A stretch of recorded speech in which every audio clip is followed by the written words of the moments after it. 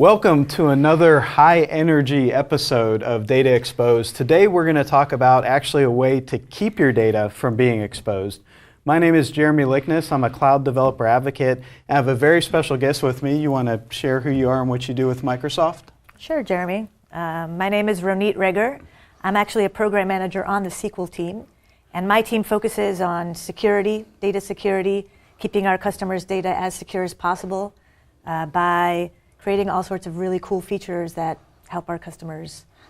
Well, that's very important. We take security very seriously. You know, I've been in consulting for almost 15 years, and probably the biggest issue we have is security breaches, right? With SQL Server, people hear about these all the time. Sure. Now, my understanding is you have a tool that you've been working on and is about to be released that will help out with some of these problems. Can you describe that?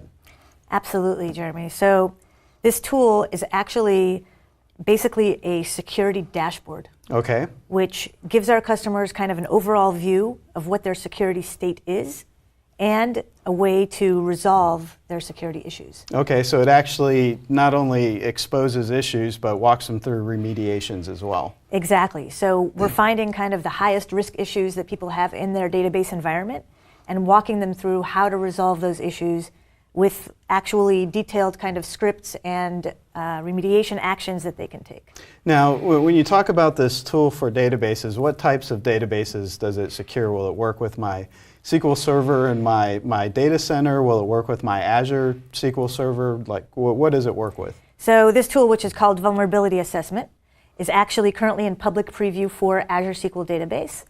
But we also have this coming very soon to support SQL Server, supporting your SQL Server 2012 and up via a new capability that we have in SSMS.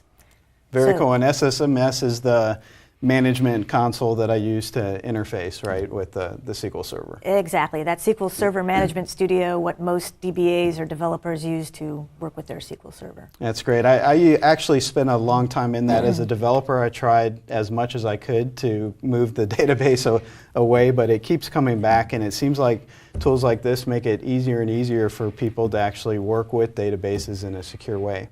Exactly. What's nice about this is that if before you had to be sort of a security expert to figure out what the security issues were, this really doesn't require any security expertise or even like real database expertise. Okay. Because we figure this all out for you by scanning your database for issues, and then we surface all the issues directly for you, explain how to resolve them, so it's really helpful in that way. So it sounds like we had a recent announcement about auto-tuning, right, for SQL databases. So between auto-tuning and a tool like this, it sounds like 95% of your surface area is covered with tools. So this is exactly the story of SQL Database as the intelligent database system, right? So we're doing all of this stuff kind of under the hood so that you don't have to think about it, and we're just surfacing those insights so that the customers have them directly in front of them. That's great. Well, let's take a look at what this tool does. I understand you have a demo for us? Yeah, let's jump into a demo. I'm currently demoing what we have for Azure SQL Database, which, as we said, is now in public preview and available for everyone. So what we're seeing here is basically our security dashboard for my database, which is called VA Demo. As we can see, we have the kind of database screen here, and there's a new capability under settings called Vulnerability Assessment. Okay. You just click on that. The first time I would have to actually set this up by going into settings and setting up a storage account, because we're saving all your scan results in storage. Right. So and you have to have some place to put them. Exactly. Sure. So you set up a storage account for that. Okay. And then when you're done with that, you just click scan. It'll scan your database for vulnerabilities, and then this screen comes up. That's it. Just, I'm on this database, I'm ready to scan it and go to the races. And that's it. And then you have, just like that, you have visibility into your database security state. And so here you have this sort of overall view of, okay, this is what my security state is, with a total number of kind of passing checks and the total failing checks. So I know I have 8 issues that were found on my database. Okay. And I have the sort of risk breakdown of those issues. So there's just like one high risk issue, a few medium risk issues, and a couple of low risk issues. Okay, and what does an issue look like? What information does it give me? Great, so down here we have the list of all the failed issues that were found on this database, and they are sorted according to risk so that you can kind of focus on the high risk items first. And then, so I see the list here, but I'd like to drill down and figure out what this actually means. So I can just click on one of them. Let's start by clicking on this one. This says that excessive permissions should not be granted to the public role. Okay. So I'm going to click on that, and then the details here explain what we're actually checking and explain what the security impact of that is. Okay. Right, so that we kind of understand, why is it a problem that public role has these excessive permissions? And we actually show you the query that we're running on your database to perform this check. So this isn't necessarily just looking at black and white, this is exposed, this isn't. This is actually following some best practices and ensuring that those are applied. That's exactly right. We're looking for best practices. We're looking for excessive surface area that's exposed that could lead to attack vectors on your database. So those kinds of security best practices. Okay. Yeah. And then if you continue on this sort of details page, then you can see the actual results that we found on your database. So we see that we have both these permissions, execute and select, that are granted to public. What that means is that anybody by default, can come in. Anyone can do execute and select, which is Right. not a very secure setting. And so after that, we explain, okay, well, this is how you remediate this, right? You remediate this by revoking those permissions granted to public, and we actually provide you a customized T-SQL script to resolve that issue. So if I click the button Run in Query Editor, it's going to take the script right into the query editor. Let's try that. Okay. Shall we? All right. We'll click on Run in Query Editor. So this brings me to my query editor within the portal where I can run queries against my database. I can then check here, make sure that query makes sense, that I want to remove these permissions. And yeah, of course, I don't want public to have execute and select permissions. Just need to make sure I'm logged in because not everyone can just run a script against the database. So I've now authenticated, so I can do that. That would be good. A vulnerability tool should probably yeah. avoid vulnerabilities We're careful itself. not to introduce any new vulnerabilities. Right. And then I just click Run. And within a couple of seconds, that's done. And now this is resolved. So vulnerability assessment still hasn't found that it's resolved because we need to rescan in order to identify that, but we'll do that in a moment and we'll see that this is actually resolved. Okay.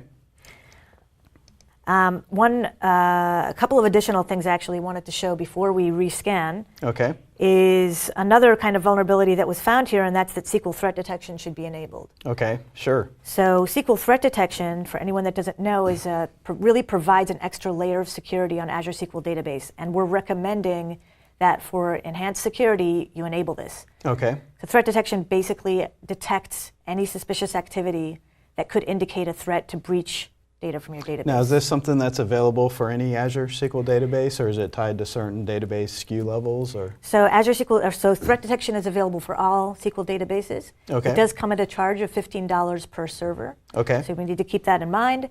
Nonetheless, we do recommend this for improved So security. it seems like a data breach would be a lot more expensive than $15. That's what we're thinking, yeah. And so, now that we're convinced that threat detection is important, we actually have a link here to remediate this, and rather than running a script, this just takes us to the auditing and threat detection blade in the Azure portal, where we can actually just click one button to turn threat detection on, click save, and now we're secured against potential threats. Nice. So it's taking you directly to the place you need to remediate the problem. That's exactly it. That's exactly it. So that's another issue we just solved, so we're just getting better all the time.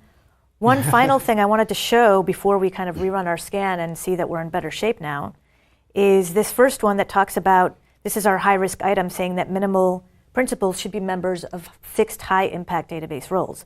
So what does that mean? We're actually looking to see what users in your database are members of these roles that have a lot of kind of permissions on the database. Okay. In this case, we found that these two users, Anna and Charlie, both have DDL admin permissions on the database. So they can come in and make modifications at will, pretty much. Exactly. They're near sort of administrators on the database in terms of the data definition language. And, so we explained that the remediation here is really to remove any members who should not have access to that role. But in this particular case, for my environment, these are actually the right users that should have that admin access, right? These Okay. are my DBAs that do need to have this access. And so this is really not a failure to me in my environment. And so what I can do is I can approve this as the baseline. Okay. And so what that's going to say is it's okay for these 2 users to have access, but if we see anything outside of that, then there's a problem. That's exactly it. Okay. And that means that this is basically customized to my database environment, saying, okay, these are the right users, and then we'll detect deviations. Nice.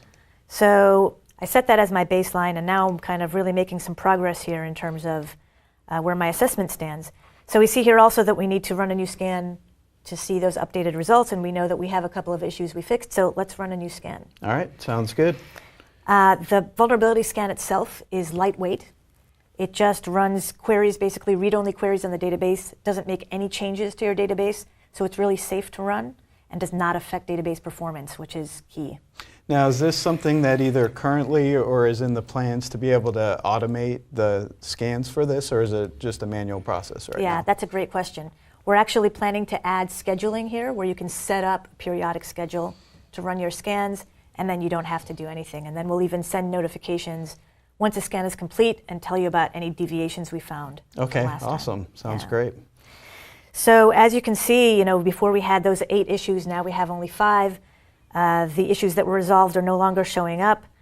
We solved the issue of those public permissions. We solved the issue of threat detection, right? And then we also can take a look at all the passing checks over here. So you can see all these other things that we're checking that are actually passing. And up here we saw that baseline check that we actually added to our baseline. So here we see that this is passing because we set it as our baseline. And we see that these are our baseline values, right? We said that Anna and Charlie could have these permissions.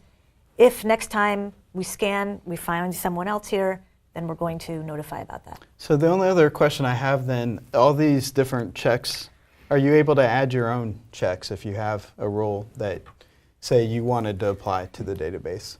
Yeah, so for now, we're limiting it to our built-in checks. Okay. That's something we are considering, letting people add their own checks. We have to be careful from a security perspective, because remember, you can't just run a query on the database without having the permissions to do so. Right, so someone could, with great power comes great responsibility. Exactly. And you could easily take down a database with the wrong type of query for a check. Exactly, so we have to still kind of figure out how we can do that in a safe way. For now, we're just running the things that we recommend to lock down your database security. Now, if I'm a DBA and I'm looking at this saying, my life is about to get so much easier, how do I access this? Is this available to me today in the Azure portal? Yeah, so this is in public preview today in the Azure portal. Anyone can access it. You can. It's based on RBAC permissions in the portal, so only a person with permissions, the security admin permission on the database, can access it. Makes sense. To be safe here, but it's available for all subscriptions. Just try it out. Fantastic. Sounds great. Yeah. Thank you so much. Thank you.